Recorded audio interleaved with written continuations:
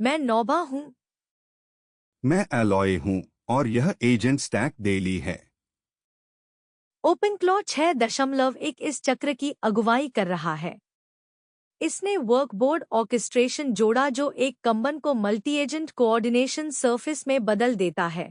Task backed board runs के साथ एक गवर्न स्किल वर्कशॉप पेश किया। अप्लाई, रिजेक्ट और क्वारंटाइन फ्लोज के साथ साथ ही roll back metadata, iMessage state और प्लग इन इंस्टॉल लेजर को क्लीन रीस्टार्ट्स के लिए एसक्यूलाइट में स्थानांतरित किया और प्रोवाइडर और प्लग इन रिक्वेस्ट पाथ्स पर बाउंडेड टाइमर्स कसीं।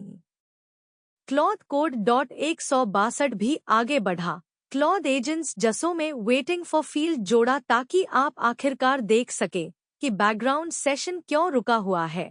रिमोट कंट्रोल को पर्सिस्टेंट फुटर पिल के रूप में सामने लाया और परमिशन रूल और इंटरप्ट फिक्सेस को स्टैक किया जिसने रियल ऑपरेटर पेन को बंद किया।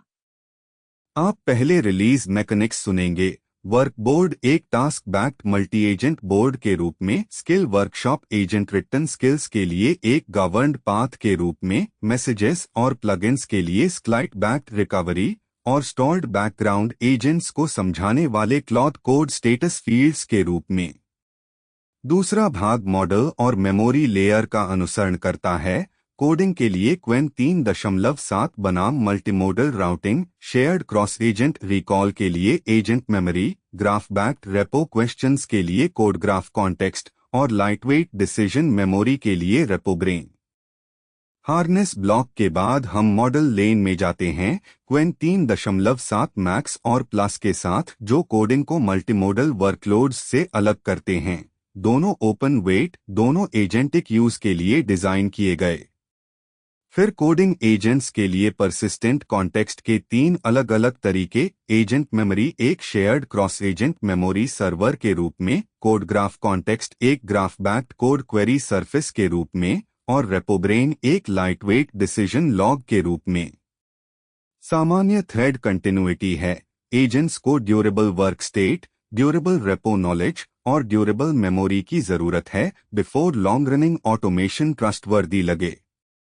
3 लेयर्स एक साथ मूव कर रहे हैं और लिसन करने का सबसे उपयोगी तरीका है उन्हें अलग रखना। Harness layer well known surfaces की एक छोटी संख्या के आसपास कंसोलिडेटिंग हो रहा है। ओपनक्लॉ 6.1 ओपनक्लॉ को एक कोऑर्डिनेशन और गवर्नेंस सरफेस बनाने की दिशा में सबसे ठोस कदम है, सिर्फ एक रन टाइम नहीं। वर्कबोर्ड हेडलाइन है, मल्टी एजेंट प्लानिंग और run tracking board orchestration primitives के साथ, टास्क बैक्ड बोर्ड रन्स और एडिट मॉडल में टास्क कमेंट्स का टास्क बॉडी के सेम मॉडल में होना एक छोटा डिटेल है जो मैटर करता है, क्योंकि रिव्यू डीके नहीं होता जब वह वर्क के बगल में एम्बेडेड हो। स्किल वर्कशॉप दूसरा बिग मूव है। यह स्किल ऑथरिंग को एक गवर्न्ड सरफेस में ले जाता है। Proposal life cycle apply, reject या क्वारंटाइन है। वर्जन डेटेड फ्रंट मैटर के साथ, सपोर्ट फाइल स्कैनिंग और हैशिंग और एक skill underscore workshop agent tool जिसे एजेंट फ्लो को ड्राइव करने के लिए कॉल कर सकता है। एजेंट अब सिर्फ अप्रूव्ड स्किल्स का कंज्यूमर नहीं है, यह अप्रूवल लूप में एक पार्टिसिपेंट है। रिकवरी तीसरा एरिया है। iMessage monitor state, inbound queues और प्लग इन इंस्टॉल लेजर अब एसक्यूलाइट में पर्सिस्टेड हैं, ताकि restarts duplicate file system scanning के बिना रिकवर करें। बाउंडेड टाइमर्स और रिट्राइज प्रोवाइडर और प्लग इन रिक्वेस्ट पाथ्स को रैप करते हैं ताकि OAuth, device codes, media downloads, local service probes और जनरेटेड कंटेंट पोलिंग सभी क्लीनली फेल बजाय एक रन को इंडेफिनेटली हैंग करने के।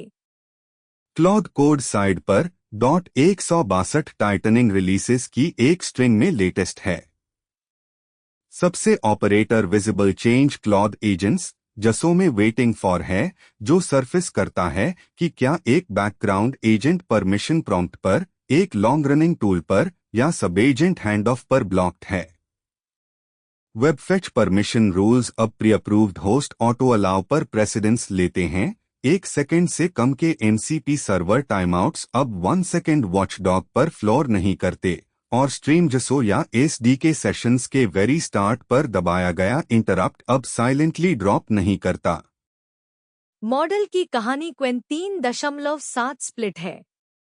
अलीबाबा ने 2 अलग अलग वेरिएंट लॉन्च किए, रीजनिंग, कोडिंग और मैथ के लिए मैक्स, मल्टीमॉडल और विजन के लिए प्लस।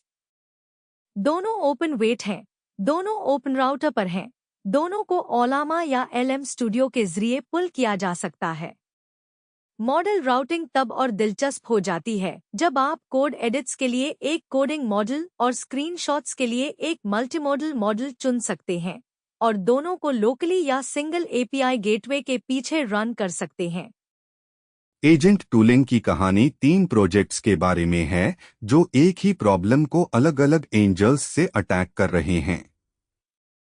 एजेंट मेमोरी आपकी मशीन पर हर एजेंट को पोर्ट 3111 पर एक शेयर्ड मेमोरी सर्वर देता है जिसमें confidence scoring, life cycle management, एक नॉलेज ग्राफ और हाइब्रिड सर्च है। कोड ग्राफ कॉन्टेक्स्ट आपके रेपो को एक ग्राफ डेटाबेस में इंडेक्स करता है और इसे CLI और MCP सर्वर दोनों के थ्रू एक्सपोज करता है ताकि एक agent dozens of files grab किए बिना स्ट्रक्चरल क्वेश्चंस का जवाब दे सके। रेपोब्रेन हल्का ऑप्शन है, एक CLI फर्स्ट डिसीजन और पैटर्न लॉग जो क्लॉथ कोड और कोडेक्स के लिए बना है। आइए इन्हें क्रम में लेते हैं। ओपनक्लॉ जून के 6 से 1/3 को आया और यह हाल की मेमोरी में सबसे सिग्निफिकेंट स्टेबल रिलीज है। इसे समझने का तरीका यह है कि 3 कॉन्सेंट्रिक लेयर्स हैं, रन टाइम हार्डनिंग हो रही है, सरफेस एरिया कोऑर्डिनेशन और गवर्नेंस की तरफ एक्सपैंड हो रहा है और प्रोवाइडर मॉडल ब्रॉडन हो रहा है। हर लेयर मायने रखती है और लेयर्स एक दूसरे को रीइंफोर्स करते हैं। एक कोऑर्डिनेशन सरफेस तभी यूजफुल है जब अंडरलाइंग रन टाइम रिलायबल हो और एक रन टाइम तभी यूजफुल है जब वह सही मॉडल पर राउट कर सके। वर्कबोर्ड से शुरू करते हैं क्योंकि वही नया मेंटल मॉडल दिखता है। कंबन बोर्ड कोई नई आइडिया नहीं है। दिलचस्प सवाल यह है कि यह किस तरह का कंबन बोर्ड है। वर्कबोर्ड में बोर्ड एक्चुअल टास्क डिकम्पोजिशन को ड्राइव करता है एजेंट कोऑर्डिनेशन टूल्स के साथ मल्टी एजेंट प्लानिंग और रन ट्रैकिंग के लिए। बोर्ड रन्स टास्क बैक्ड है, यानी एक बोर्ड रन सिर्फ एक स्टेटस डिस्प्ले नहीं है। यह एग्जीक्यूशन की एक रियल यूनिट है जिस पर ऑर्केस्ट्रेशन लेयर एक्ट कर सकता है। एडिट मॉडल वह जगह है जहां डे टू डे ऑपरेटर काम होता है। टास्क कमेंट्स टास्क बॉडी के साथ उसी मॉडल में रहती हैं, तो जब रिव्यूअर कोई नोट छोड़ना चाहे या सब एजेंट के क्लेम पर पुश बैक करना चाहे, कॉन्वर्सेशन वर्क के बगल में रहता है। जब कमेंट्स किसी सेपरेट थ्रेड या सेपरेट टूल में रहती हैं, वे डीके हो जाती हैं। आप उन्हें स्क्रॉल करके पास्ट कर जाते हैं, एड्रेस करना भूल जाते हैं, सब एजेंट अपना अगला टर्न बिना उन्हें देखे करता है। उन्हें एडिट मॉडल में एम्बेड करने से रिव्यू स्टिकी रहता है। ऑर्केस्ट्रेशन प्रिमिटिव्स वही हैं जो वर्कबोर्ड को प्रोजेक्ट मैनेजमेंट टूल से अलग बनाते हैं। प्रिमिटिव्स वे वर्ब्स हैं जो एजेंट लेयर कॉल कर सकती है, assign a task, decompose a task, track a run, comment, revise, hand of. जब वे वर्ब्स एजेंट्स के लिए अवेलेबल होती हैं, तो बोर्ड वह जगह नहीं रहता जहां ह्यूमंस एजेंट्स को वॉच करते हैं, बल्कि वह जगह बन जाता है जहां एजेंट्स एक दूसरे के साथ कोऑर्डिनेट करती हैं, ह्यूमंस द्वारा supervised. OpenClaw single agent run time से मल्टी एजेंट कोऑर्डिनेशन लेयर की तरफ मूव कर रहा है और बोर्ड वह सरफेस है जो इसको विजिबल बनाता है। स्किल वर्कशॉप दूसरा मेजर एडिशन है। स्किल ऑथरिंग हिस्टोरिकली या तो एक मार्कडाउन फाइल एडिट करो और होप करो कि कुछ नहीं टूटे रही है, या एक PR सबमिट करो और वेट करो। स्किल वर्कशॉप एक गार्डेड मिडल पाथ जोड़ता है। प्रपोजल्स अप्लाई, रिजेक्ट या क्वारंटाइन से गुजरती हैं। पेंडिंग प्रपोजल्स को version dated proposal front matter के साथ इन प्लेस रिवाइज किया जा सकता है। Approved proposals standard skill folders के अंडर सपोर्ट फाइल्स कैरी कर सकती हैं और उन सपोर्ट फाइल्स को स्कैनर, हैश और रोलबैक सेफगार्ड्स मिलते हैं। Important detail skill workshop workshop agent tool है। एक एजेंट अब एक स्किल प्रपोजल इनिशिएट कर सकता है, उसे रिव्यू करवा सकता है और उसे एंटायरली ओपनफ्लो रन टाइम के अंदर अप्रूव करवा सकता है। एजेंट बाद में देखने के लिए ह्यूमन के लिए टिकट फाइल नहीं कर रहा, यह रिव्यू फ्लो में पार्टिसिपेट कर रहा है। और skill workshop guidance Codex app server prompts में सरफेस होती है जब स्किल_वर्कशॉप वर्कशॉप अवेलेबल हो, जिसका मतलब है कि एक कोडेक्स बैक एजेंट एक रन में सही मोमेंट पर स्किल गवर्नेंस के लिए प्रॉम्प्ट कर सकता है। गवर्न्ड फ्रेमिंग अपना काम rollback metadata, support file scanning, उन फाइल्स पर हैश और सस्पिशियस दिखने वाली प्रपोजल्स के लिए क्वारंटाइन स्टेट में करती है। अगर कोई प्रपोजल स्टैंडर्ड स्किल फोल्डर के बाहर किसी फाइल को मॉडिफाई करती है, स्कैनर उसे पकड़ लेती है। अगर अप्रूवल के बाद कोई सपोर्ट फाइल बदलती है, हैश मिसमैच उसे पकड़ लेती है। अगर कोई प्रपोजल प्रोडक्शन में ब्रोकन निकलती है, रोलबैक मेटाडाटा ऑपरेटर को बिल्कुल बताती है कि किस वर्जन पर रिवर्ट करना है। रिकवरी तीसरा प्रमुख क्षेत्र है और यह वह है जिसे ऑपरेटर सबसे सीधे महसूस करेंगे। iMessage monitor state, inbound queues और प्लगइन इंस्टॉल लेजर अब एसक्यूलाइट में परसिस्ट होते हैं। प्लगइन इंस्टॉल इंडेक्स को हर रीलोड पर फाइल सिस्टम स्कैनिंग की जरूरत होती थी। दर्जनों प्लगइन्स वाली सेटअप के लिए वह स्कैन एक उल्लेखनीय लागत है।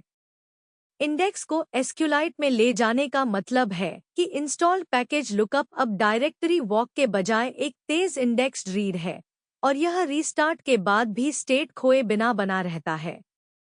बाउंडेड टाइमर और रिट्राई शांत हैं, लेकिन उतने ही महत्वपूर्ण हैं।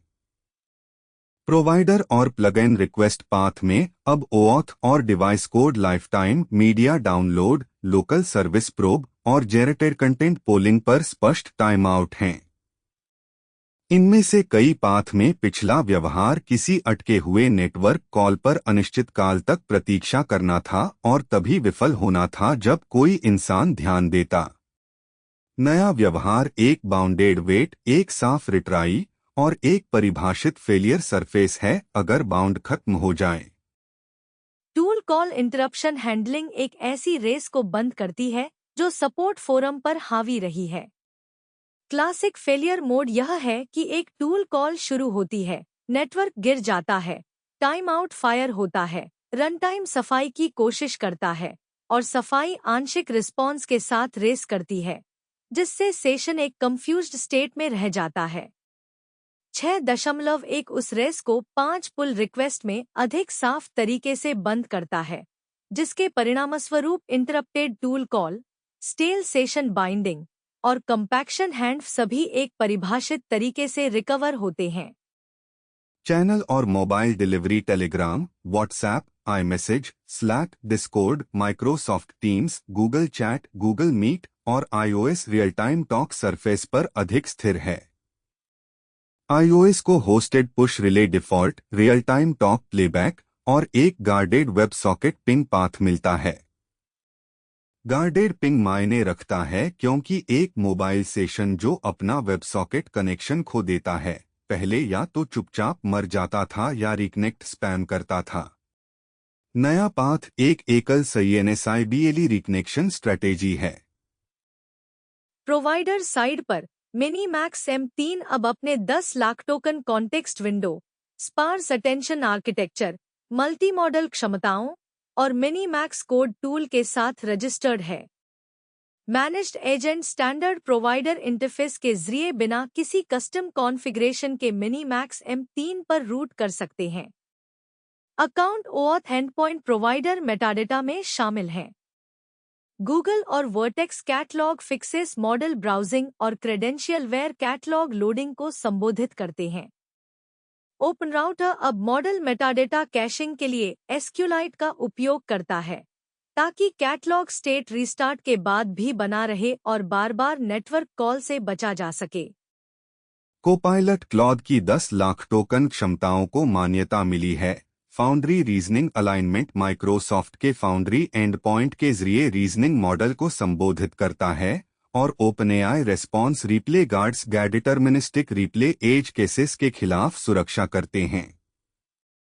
कोड मोड स्कोप्ड एजेंट और ग्लोबल सेशन के लिए आंतरिक नेमस्पेस जोड़ता है जिसमें सटीक नेमस्पेस टूल डिस्पैच है, साथ ही MCP API फाइलें और कोड मोड इंटीग्रेशन के लिए डॉक्स हैं।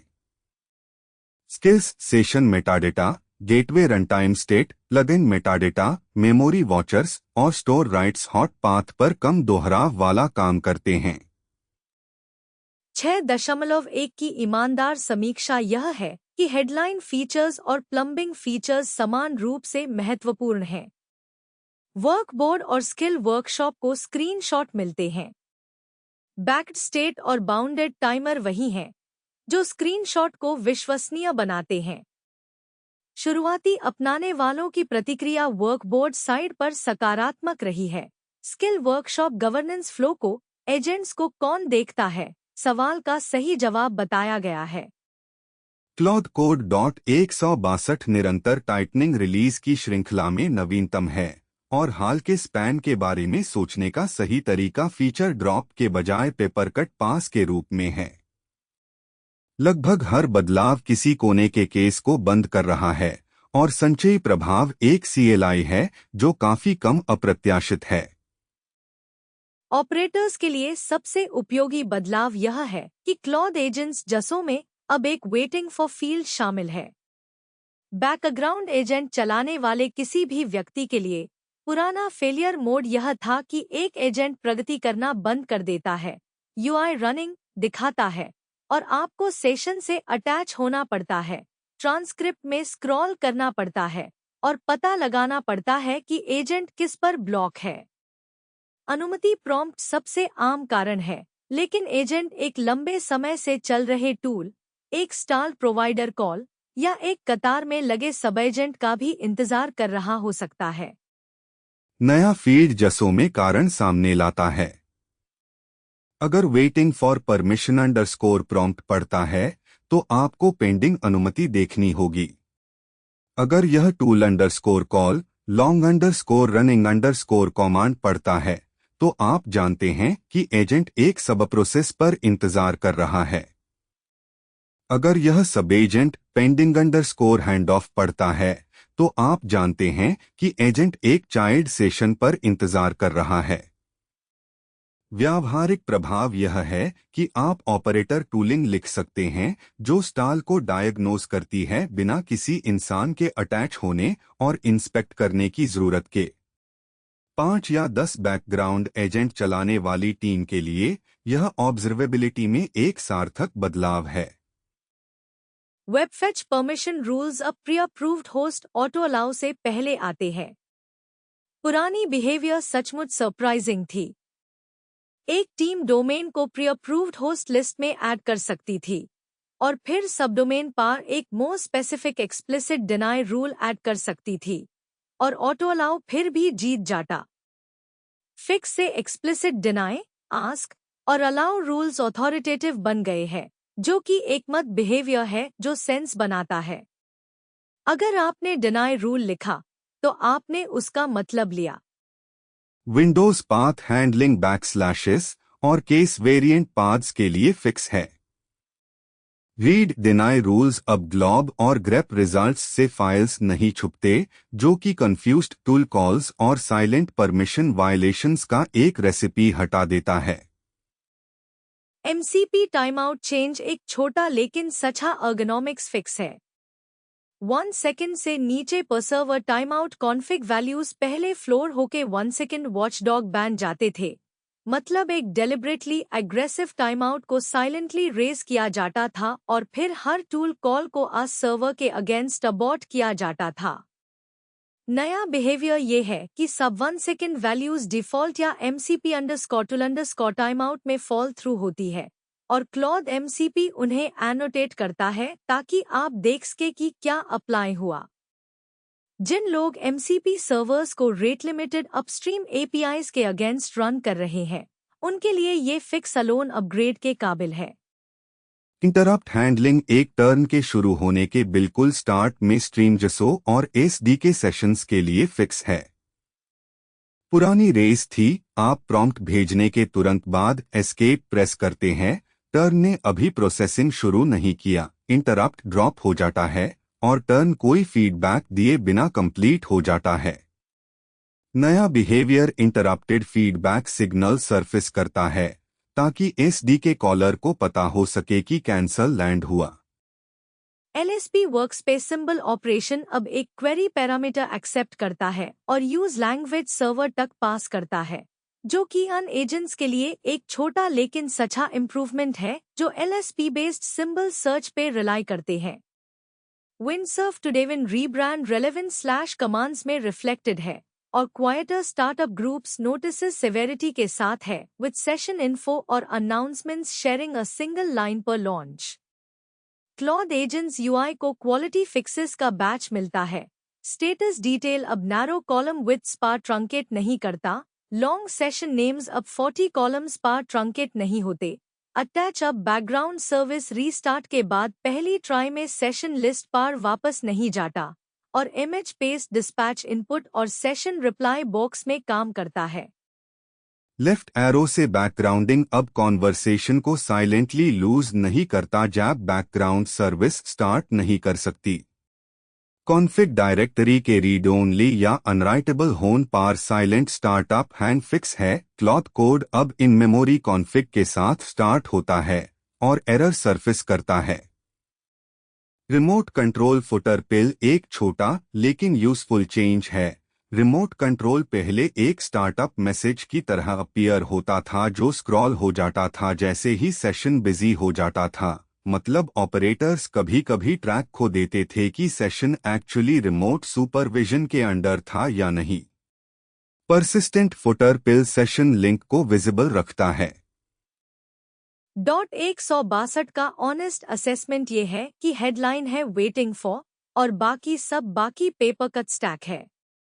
अगर आप background agents, permission rule precedence या MCP टाइमआउट्स के बारे में इंटरमिटेंट बग रिपोर्ट्स फाइल कर रहे हैं, तो ये वो रिलीज है जो उनमें से सबसे खराब को क्लोज करता है। अगर आप वो रिपोर्ट्स नहीं फाइल कर रहे, तो आप शायद सिर्फ ये नोटिस करोगे कि CLI इस महीने कम सरप्राइजिंग फील करता है। ये टाइटनिंग रिलीज के लिए राइट आउटकम है और ये साइकिल में बाद में ज्यादा सब्सटैंशियल फीचर ड्रॉप के लिए जगह छोड़ देता है। रीसेंट रिलीजेस की पेस भी नोट करना चाहिए। CLI पहले से तेज मूव कर रहा है जैसे ये क्वार्टर पहले था, और टीम्स जो ऑटोमेशन को स्पेसिफिक वर्जन पे पिन करते हैं, उन्हें अपने अपग्रेड केडेंस के बारे में सोचना चाहिए। Qwen 3.7 में लैंड हुआ विद 2 डिस्टिंक्ट वेरिएंट्स और स्प्लिट मीनिंगफुल है। Qwen 3.7 मैक्स रीजनिंग, कोडिंग और मैथ को टारगेट करता है। ये कोडेक्स क्लॉड कोड के प्राइमरी मॉडल्स और बाकी कोडिंग फोकस्ड फ्रंटियर मॉडल्स के सेम लेन में हैं। अगर आप एक कोडिंग एजेंट के लिए मॉडल पिक कर रहे हैं, मैक्स वो वेरिएंट है जिसे पहले इवैल्यूएट करना चाहिए। Qwen 3.7 प्लस मल्टीमॉडल और विजन के लिए ऑप्टिमाइज्ड है। इसका मतलब है document understanding, screenshot interpretation, diagram reading और वो काम जहां इनपुट सिर्फ टेक्स्ट नहीं है। अगर आपके एजेंट को इमेजेस या स्कैन डॉक्यूमेंट्स हैंडल करने हैं, प्लस वो वेरिएंट है जो आस लेन को टारगेट करता है। यह विभाजन उद्योग के व्यापक पैटर्न को दर्शाता है, विभिन्न कार्य प्रोफाइलों के लिए अलग अलग मॉडल साइज। लेकिन क्वेन का ओपन वेट पोजीशन इसे एजेंट ऑडियंस के लिए दिलचस्प बनाता है। आप कोडिंग काम के लिए मैक्स क्वांटिजेशन लोकली ले सकते हैं और मल्टी मॉडल काम के लिए प्लस क्वांटिजेशन लोकली ले सकते हैं और टास्क के आधार पर उनके बीच रूट कर सकते हैं। या आप ओपन राउटर API के जरिए दोनों को एक साथ टारगेट कर सकते हैं और हार्नेस को रूटिंग का काम सौंप सकते हैं। डिप्लॉयमेंट सरफेस दोनों में एक जैसा रहता है। क्वेन का अपना फ्रेमिंग 3.7 को सिर्फ चैट कंप्लीशन के लिए नहीं बल्कि एजेंटिक वर्कफ्लो के लिए डिजाइन किया गया बताता है। कॉन्टेक्स्ट विंडो और tool use capabilities agent computer use case के लिए तैयार हैं। यह फ्रेमिंग इस बात के साथ मेल खाती है कि व्यापक एजेंट स्टैक इकोसिस्टम मॉडल्स के बारे में कैसे सोच रहा है। सही मॉडल वही है जो टूल कॉल्स को बनाए रख सके, लंबे कॉन्टेक्स्ट पढ़ सके और फेल हुए स्टेप से रिकवर कर सके बिना थ्रेड खोए। लोकल डिप्लॉयमेंट के लिए क्वेन 3.7 क्वांटिजेशंस ओलामा, LM स्टूडियो और समान टूल्स के जरिए उपलब्ध हैं। LM स्टूडियो का MLX इंजन पिछले क्वेन फैमिली के लिए स्पष्ट ऑप्टिमाइजेशन रखता है और 3.7 रिलीज से पता चलता है कि ये ऑप्टिमाइजेशन एप्पल सिलिकॉन डेवलपर्स के लिए लोकली चलने वाले डेवलपमेंट में आगे बढ़ते हैं। एनवीडिया का DGX spark messaging local agent stack story का हिस्सा बनकर क्वेन ऑप्टिमाइजेशन को हाईलाइट करता है, जो सुझाव देता है कि 3.7 फैमिली लोकल एजेंट कंप्यूटर्स के लिए वही डिप्लॉयमेंट पाथ फॉलो करेगी। व्यावहारिक सलाह सीधी है। अगर आप कोडिंग और मल्टी मॉडल टास्क के बीच रूट कर रहे हैं तो लेन के हिसाब से चुनें। Code generation, code review, refactoring और रीजनिंग हैवी टास्क के लिए मैक्स। डॉक्यूमेंट समझ, इमेज एनालिसिस और विजुअल इनपुट के लिए प्लस। अगर आप पहले से कोई फ्रंटियर कोडिंग मॉडल चला रहे हैं और बॉटलनेक मल्टी मॉडल हैंडलिंग है तो प्लस आपके मौजूदा मल्टी मॉडल पाथ के खिलाफ टेस्ट करने का कैंडिडेट है। अगर बॉटलनेक कोडिंग क्वालिटी है तो मैक्स आपके मौजूदा कोडिंग मॉडल के खिलाफ टेस्ट करने का कैंडिडेट है। जहां वेंडर क्लेम्स की अभी पुष्टि जरूरी है, वह एजेंटिक बिहेवियर्स के लॉन्ग टेल में है। क्वेन के खुद के रीजनिंग और कोडिंग बेंचमार्क उपयोगी हैं, लेकिन एजेंट ऑडियंस के लिए असली टेस्ट यह है कि मॉडल लंबे मल्टीस्टेप रन में कितना टिकता है, क्या वह टूल फेलियर से साफ तरीके से रिकवर करता है और क्या multi modal variant text only input पर डिग्रेड नहीं होता। शुरुआती कम्युनिटी रिएक्शन कोड रिव्यू और स्ट्रक्चर्ड रिफैक्टरिंग के लिए मैक्स पर उत्साही रहा। प्लस को डॉक्यूमेंट और स्क्रीनशॉट वर्क पर पॉजिटिव नोट्स मिले, लेकिन डेंस टेबल्स और स्मॉल फॉन्ट OCR पर मिक्स्ड फीडबैक। ओपन राउटर और ओलामा पाथ्स को इवैल्यूएशन लेन माने और अगले कुछ हफ्तों में कम्युनिटी रिएक्शन पर नजर रखें। एजेंट मेमोरी 3 कॉन्टेक्स्ट टूल्स में सबसे महत्वाकांक्षी है और इसे सोचने का सही तरीका यह है कि यह पूरे लोकल एजेंट स्टैक के लिए एक शेयर्ड मेमोरी सर्वर है। यह जो प्रॉब्लम सॉल्व करता है वह ब्लैंक स्लेट प्रॉब्लम है। आप जो भी एजेंट चालू करते हैं, चाहे Claude code, Codex, GitHub Copilot CLI, Cursor, Gemini CLI, हम्स, ओपन क्लॉ, पाए, ओपन कोड या कोई MCP क्लाइंट, वह बिना किसी मेमोरी के शुरू होता है कि आपने पिछले हफ्ते क्या किया। अगर आपने क्लॉड कोड में एक सर्विस की आर्किटेक्चर समझाने में 1 घंटा बिताया और फिर आप कोडेक्स खोलते हैं किसी संबंधित टास्क के लिए, तो कोडेक्स को कुछ भी पता नहीं कि वह बातचीत हुई थी। एजेंट मेमोरी पोर्ट 3111 पर एक मेमोरी सर्वर के रूप में चलता है, एक ग्लोबल NPM पैकेज के रूप में इंस्टॉल 3 इंजन पर बिल्ट।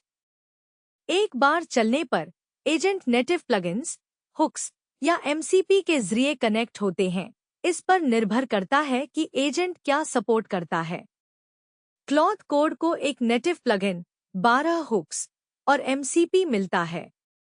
कोडेक्स को एक नेटिव प्लगइन, 6 हुक्स और MCP मिलता है। ओपनक्लो और हम्स दोनों को एक नेटिव प्लगइन और MCP मिलता है।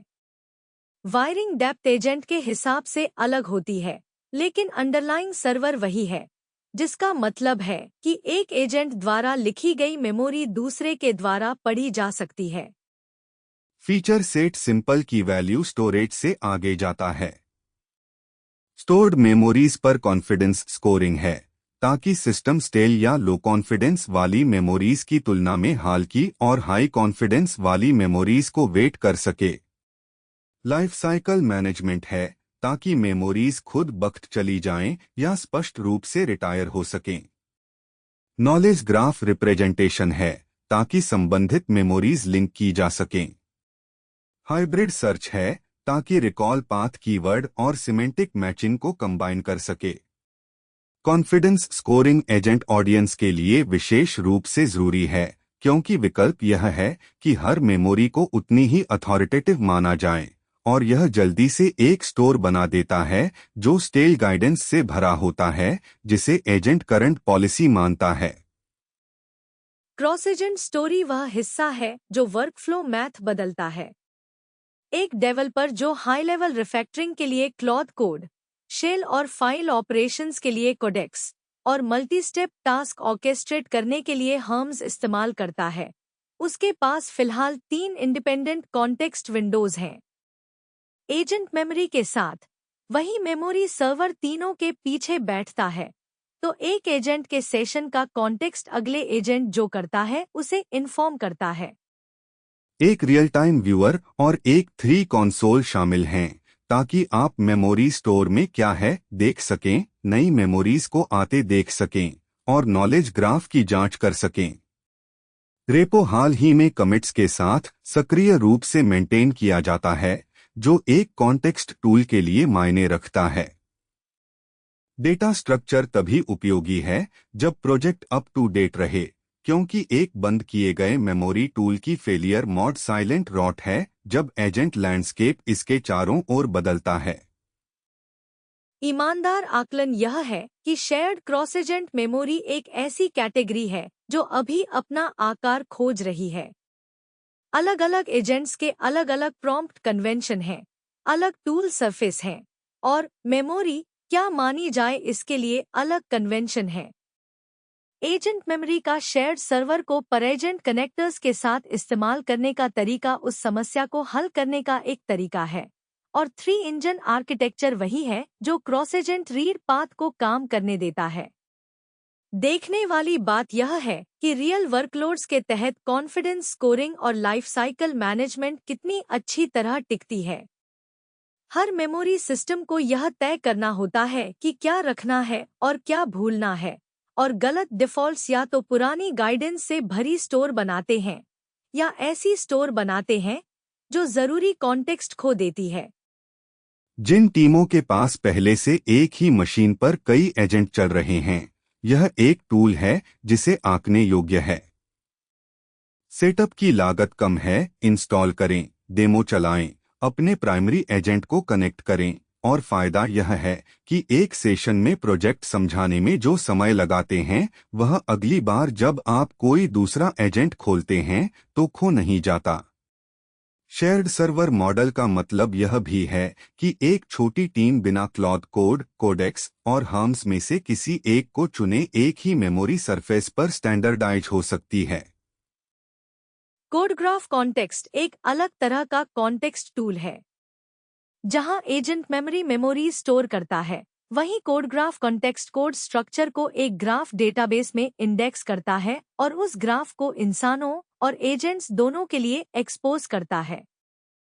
ड्यूल मोड डिजाइन यही मुख्य आइडिया है।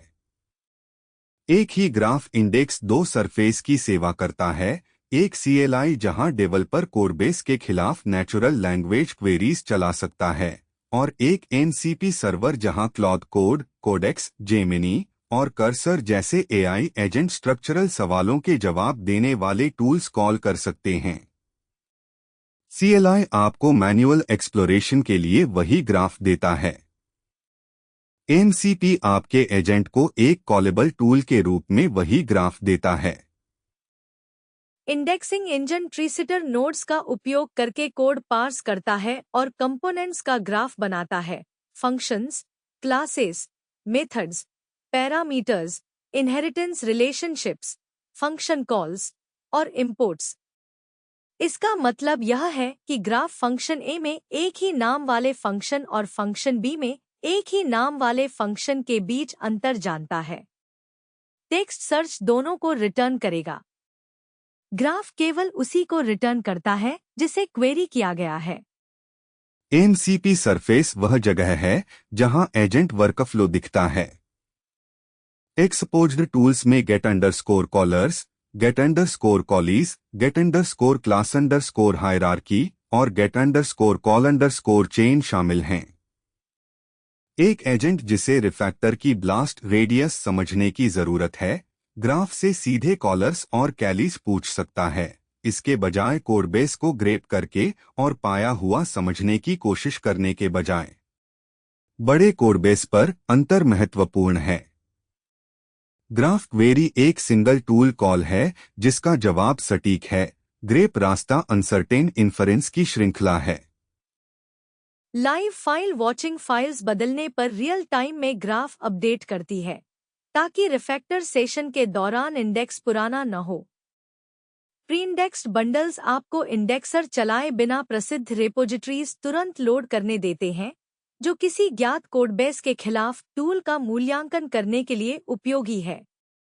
समर्थित भाषाएं 22 में शामिल हैं, जिसमें Python, JavaScript, TypeScript, Java, C++, C#, Go, Rust, Ruby, PHP, Swift, Kotlin, Dart और कई अन्य शामिल हैं।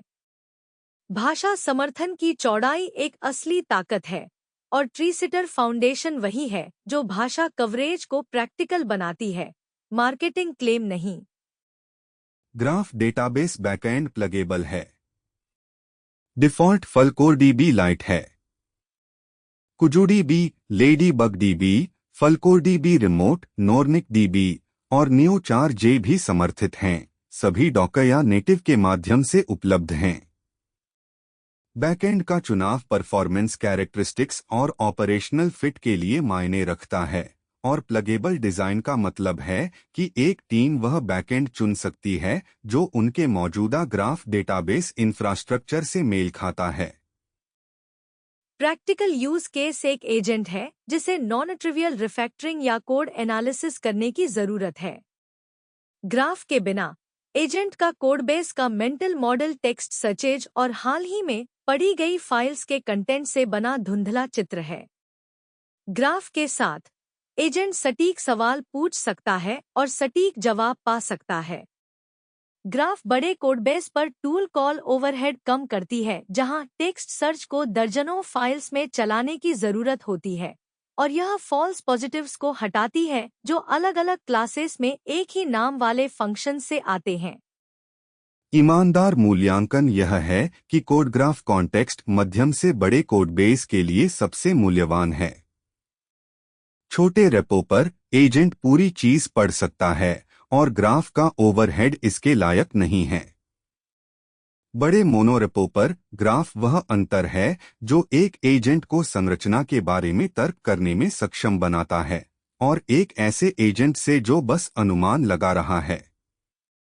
एमसीपी इंटीग्रेशन वह हिस्सा है जो इसे मौजूदा एजेंट लूप के अंदर बिना एजेंट के काम करने के तरीके को बदले उपयोग करने योग्य बनाता है, और लाइव फाइल वॉचिंग का मतलब है कि ग्राफ लंबे रिफैक्टर सेशंस में भी उपयोगी रहती है। रेपोब्रेन तीसरा कॉन्टेक्स्ट टूल है, और इसका फ्रेमिंग यह है कि हर टीम को एजेंट मेमोरी की पूरी फीचर सेट की जरूरत नहीं है। कुछ टीम्स को बस एक लाइटवेट डिसीजन लॉग चाहिए। डिजाइन CLI फर्स्ट और लोकल है। कोई एक्सटर्नल इंफ्रास्ट्रक्चर नहीं, कोई ग्राफ डेटाबेस नहीं, कोई नॉलेज ग्राफ नहीं। बस डिसीजंस और पैटर्न्स को स्टोर करने का एक स्ट्रक्चर्ड तरीका जिसे एजेंट अगले सेशन में क्वेरी कर सकता है। मकसद है डिसीजन रिकॉल और पैटर्न स्टोरेज। जब एक एजेंट यह चुनता है कि किसी प्रॉब्लम को कैसे सॉल्व करना है या कोड को कैसे स्ट्रक्चर करना है, तो वह डिसीजन स्टोर हो जाती है ताकि भविष्य का सेशन उसे क्वेरी कर सके और उसी बिंदु पर फिर से डिबेट न करना पड़े। लाइटवेट फोकस खास बिंदु है। एजेंट मेमोरी एक फुल सिस्टम है जिसमें confidence scoring, life cycle management और नॉलेज ग्राफ है। कोड ग्राफ कॉन्टेक्स्ट एक ग्राफ डेटाबेस है जिसमें CLI और MCP सरफेस है। रेपोब्रेन एक CLI टूल है। ट्रेड ऑफ है फीचर डेप्थ बनाम ऑपरेशनल सिंप्लिसिटी, और एक डेवलपर के लिए जो बस चाहता है कि एजेंट याद रखे, हमने यहाँ स्ट्रैटेजी पैटर्न यूज करने का फैसला किया। इनहेरिटेंस नहीं, लाइटवेट पाथ सही फिट है। एजेंट स्पेसिफिक वायरिंग में क्लॉथ कोड और कोडेक्स के लिए ड्रॉप इन इंटीग्रेशन शामिल है। डिसीजन लॉग मुख्य डेटा स्ट्रक्चर है। रिकॉल पाथ लॉग के खिलाफ क्वेरी है। कॉन्टेक्स्ट विंडो एफिशिएंसी गेन वह वैल्यू प्रपोजिशन है। हर सेशन एक डिसीजन को फिर से डिराइव करने के बजाय एजेंट स्टोर्ड डिसीजन पढ़ता है और आगे बढ़ता है। लंबे चलने वाले प्रोजेक्ट्स पर यह असली समय की बचत है। ईमानदार मूल्यांकन यह है कि रेपोब्रेन इन दोनों टूल से अलग नीश में फिट बैठता है। यह shared cross agent memory server बनने की कोशिश नहीं कर रहा और न ही यह ग्राफ डेटाबेस बनने की कोशिश कर रहा है। यह छोटा से छोटा टूल बनने की कोशिश कर रहा है जो डिसीजन रिकॉल प्रॉब्लम सॉल्व करे। जिन टीमों ने अभी तक मेमोरी टूल अडॉप्ट नहीं किया है और लो फ्रिक्शन एंट्री पॉइंट चाहती हैं, उनके लिए रेपोब्रेन देखने लायक है। जिन टीमों को पहले से शेयर्ड क्रॉस एजेंट मेमोरी या ग्राफ बैक्ड कोड एनालिसिस की जरूरत है, एजेंट मेमोरी और कोड ग्राफ कंटेक्स्ट ज्यादा केपेबल ऑप्शंस हैं। ये तीन टूल्स मिलकर एक मैच्योरिंग कैटेगरी का वर्णन करते हैं। Agent memory broad cross agent option है। Code graph context structural option है। रेपोब्रेन लाइटवेट ऑप्शन है। यह तथ्य कि तीनों एग्जिस्ट करती हैं और एक्टिवली मेंटेन्ड हो रही हैं, यह सिग्नल है कि agent tooling space context preservation को एक रियल प्रॉब्लम मान रहा है जिसके मल्टीपल वैलिड शेप्स हैं, रनटाइम में जोड़ने वाली फीचर नहीं। यही बातचीत खत्म हुई। ओपनक्लो 6.1 वर्कबोर्ड, स्किल वर्कशॉप और स्क्लाइट बैक रिकवरी के साथ क्लॉथ कोड .162 वेटिंग फॉर जसो, परमिशन रूल फिक्सेस और इंटरप्ट हैंडलिंग के साथ क्विन 3.7 मैक्स और प्लस का कोडिंग और मल्टीमॉडल को स्प्लिट, एजेंट मेमोरी, कोडग्राफ कॉन्टेक्स्ट और रेपोब्रेन कोडिंग एजेंट्स के लिए पर्सिस्टेंट कॉन्टेक्स्ट के 3 अलग अलग अप्रोचेस के तौर पर। Time stamps, harness version references और प्रोजेक्ट्स के लिंक्स के साथ पूरा breakdown to be on fitnesstech.com पर शो नोट्स में है। सुनने के लिए शुक्रिया। जल्द ही वापस आएंगे।